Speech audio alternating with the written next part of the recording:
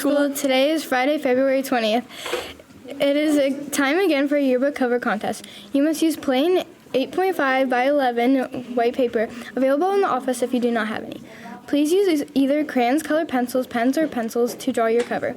Please make sure you write your name on the back piece of the paper. 2 winners will be selected for the front cover and back cover. Your cover must represent Geneva Middle School. Yearbook covers are due by March 18th. Please turn them into Ms. Damaris. Also a reminder to order your yearbooks. Forms are due by February 27th, or online orders are due by March 31st. Today marks the middle of the third quarter. Be sure to get all those missing assignments in before the end of the day. Today's special birthday goes out to Hunter Petrie. Cheers to another trip around the sun. Today's National Day is National Pet Day, an unbreakable bond with your furry companion, a profound connection that enriches life with boundless affection and joy they deserve. Lunch in the dining land will consist of Cook's Choice along with carrots and peaches. Eat up! For Monday's lunch will a chicken parm sandwich with a side of broccoli and peaches. There are no sports today. Be ready to support our teams for our upcoming games. Let's head into this week's Feature Friday with Miss Seam's Hydroponics. Welcome back to Feature Friday. Feature Friday is where we feature what's going on in the school. Today we will be featuring Mrs. Seam's Hydroponics. Something new that we've been doing in STEM this year, and we did have purchased for us a hydroponics tower. And the hydroponics tower is really great because you can grow throughout the year. You don't have to worry about what season it is. It has artificial light, and it also has a water system inside. So there is water underneath each one of these plant setups. You can see the water. And the hose is actually attached all the way down. And then there's a reservoir at the bottom.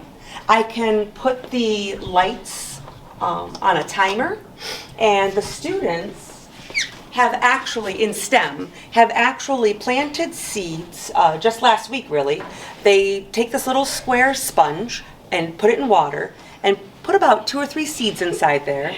Then they put it in this like little basket cartridge and drop it down in. And then I make sure that the light is on for at least 12 hours a day. And then a couple of days later, we just started seeing sprouts. Here you have some green lettuce. This is all green lettuce right here. And there are some roots that you can see. And then on this level, we have parsley and basil. And then on this level, we have spinach and red lettuce. And I just think it's really great that we can introduce sustainability and being able to have a hands-on approach so that they can kind of see about plant engineering and the science behind it. Also get to taste things that are healthy, and they might not have had a chance to taste those things before.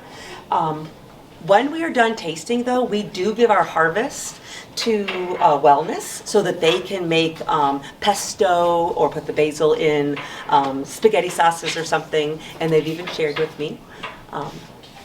But yeah, it's really great. We've been able to do this already 3 times this year for the 3 different STEM classes that I've had so far. This is really cool. Yeah. I don't remember having this in 6th grade, but No, we didn't have really this cool. in 6th grade. I got it last year at the end of the year, so I was able to put it together and just kind of practice a little bit. It is still a learning curve for me, for sure. I'd like to try strawberries in here. I think that would be really cool. I don't usually put plants up here because there's no artificial light for this one. I have, however, put them down there. That one's a little trickier. The tray is actually removable, but it has worked. And I make sure that the blinds are open over the weekends, so that way when the timer's done, they are at least getting some natural light. But we have had a beautiful harvest. If anybody has actually walked through and seen it, like this whole thing will be full of green lettuce here in just a week or 2. we're going to ask a couple questions now. Okay. What gave you the idea to start planting these? So last year I was approached saying that ATEC wanted to purchase something for our STEM program.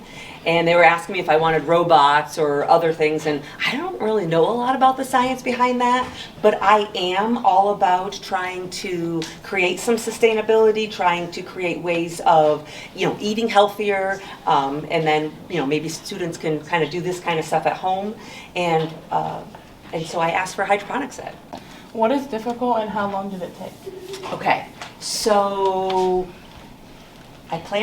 we planted the seeds last week, and I thought that it was pretty fast. I mean, this would have been Wednesday or Thursday of last week, and they are already sprouting, so about a week.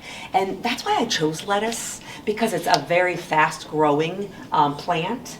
And then these will all be right behind, probably like in a week after that. And then these ones are a little longer, so those ones will probably be a week later. So by the end of the 9 weeks, we will have a giant harvest here. What was difficult about it? So the difficulty is, I would say that the lights, once they're on a timer and they go off, they can't go back on. So if I were to ever look into a hydroponics tower in the future, I might like one that has a little bit more technology to turn the lights on Saturday and Sunday, that kind of thing. Yeah. What are the advantages and disadvantages of hydroponics? So you caught me on the spot on that one. So I think the advantages are that you can grow it any time of the year. It takes up less space, less water, and you are not even, you don't even have to worry about soil. There is zero soil involved here. Some disadvantages are, it's kind of high maintenance. You do have to pay attention to how much artificial light they get.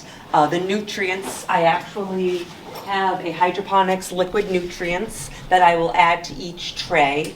And you have to make sure that the motor that is constantly giving the water oxygen is, getting a chance to do that probably pretty much daily, so that way the water doesn't get stagnant. Okay. Are they like better for the environment? Well, I mean, I want to think so, because I want to say that it's more healthier for all year planting, and you don't have to worry about soil being contaminated. I don't know if it's necessarily healthier for the environment. I think it's healthier for humans to be able to have a sustainable way of creating their own food. I mean, gosh, we could have one of these and go live off the grid, right? And become vegetarians. So yeah, I think it does have its perks, but I think it's more perks for community and humankind. What do you do with them when they're done growing? Okay, so I do make sure that all the students get a chance with an up-close view, seeing all the different parts of the plant and as it's growing, and then we do taste them. I will, cut off some harvest, wash it up, pass it out to the STEM classes, make sure they get a chance. Do you know how many students haven't ever actually tried a piece of spinach or a piece of basil, or, I mean, some of that stuff is like really delicious. I've got kids like screaming for seconds. And then with the basil and the parsley and maybe some other things here in the future, I take the excess harvest and give it to Mrs. Clemens, so that way she can use it in some of her recipes, and then she shares those recipes with. Okay, what's your guys' names? Peyton, I'm John. What was your favorite part about doing this? My favorite part was watching it grow. Yeah, my favorite part was, How do you think it tasted? Like, was it good or bad? It was good. yeah, it was pretty good. Who am I here with? Fiona, I'm Shelby. And what has been your favorite part so far? Probably putting them in the machine thing. Same thing with it. And then which one are you most excited to try? All of them.